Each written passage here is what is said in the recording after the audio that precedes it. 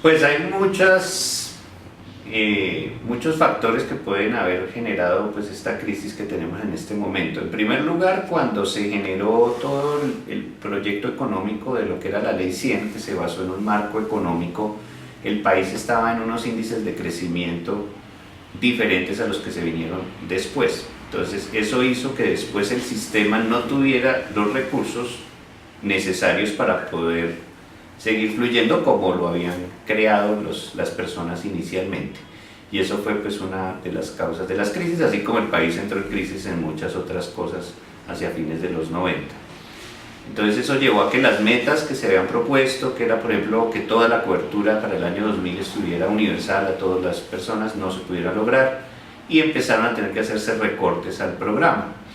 Segundo, en el funcionamiento, como las EPS fueron generando su crecimiento y su estructura, hizo que muchos de los recursos del sistema de salud se desviara a generar infraestructura administrativa, o incluso muchas de ellas, como ahorita han salido pues en los escándalos, destinaron los dineros fue a otras cosas que no era específicamente prestar la atención de los pacientes.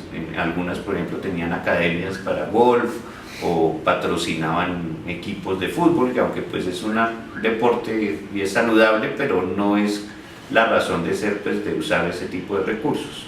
Entonces eso llevó a que el sistema, pues entre comillas, se pervirtiera, se gastaran recursos en armar entes administrativos y la prestación directa a los pacientes, que es lo prioritario, no se hizo adecuadamente. ¿Qué pudiera usarse o pensarse para solucionar el problema? Si se pudiera minimizar esa parte y ese gasto administrativo y volver los recursos para prestación de servicios, para promoción y prevención de los pacientes, pudiera ser algo que soluciona bastante, sobre todo la parte financiera, que es la crisis del sistema, porque para que el sistema funcione necesita la plata, y si la plata no la gastamos en lo administrativo, pues no vamos a tener la plata para prestar la salud. Entonces se pudiera centralizar la parte de afiliación en entes que tengan la mínima infraestructura administrativa, que gasten la menos cantidad de recursos, y más bien esos recursos trasladarlos para la atención directa de pacientes y para generar programas de promoción y prevención, que sería lo que en últimas haría que tenga menos demanda el sistema y de esa forma se pueda ahorrar el dinero. Esto es fácil decirlo.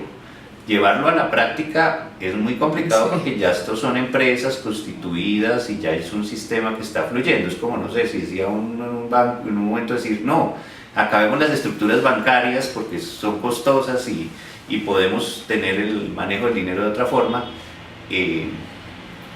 Pues es una propuesta que eventualmente se podría hacer, pero es una propuesta que tiene costo político y costo social en un momento dado. Eso es una balanza de doble filo. O sea, la tutela fue una gran herramienta para que la gente se pueda defender en un momento dado, porque pues ante una estructura monolítica como puede ser una EPS que le dice no y no y no, el tener la tutela y que le abran la posible prestación de servicios, pues es una alternativa.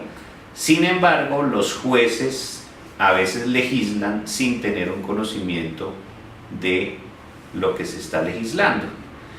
No digo de la parte legal, sino de la parte médica. Ellos parten de un presupuesto de lo que ellos tienen y a veces legislan, y eso lleva a las mismas prácticas perversas. He tenido pacientes, por ejemplo, que a través de tutela les pagan viajes hasta Bogotá para hacer atención, para hacer una formulación, por ejemplo, de una humectante, que las humectantes no son medicamentos, o sea, son cosas dermocosméticas que tienen alto costo, y poner a un paciente a desplazarlo, pagarle todo a través de tutela sencillamente por ese tipo de cosas, eso en un momento dado puede sangrar al sistema. Entonces, las tutelas son buenas para defender al que de verdad no tiene la posibilidad de acceder a los recursos de salud, pero debe estar también regulada y debe haber alguien que conozca del tema, que pueda asesorar a esos jueces en el momento de que ellos tengan que dar los fallos, y eso pues existen entidades médicas muy serias que pueden prestar ese tipo de asesoría. Si pasa, pues de pronto no creo que para quebrar el sistema, pero para que sí las finanzas no funcionen, pasa mucho.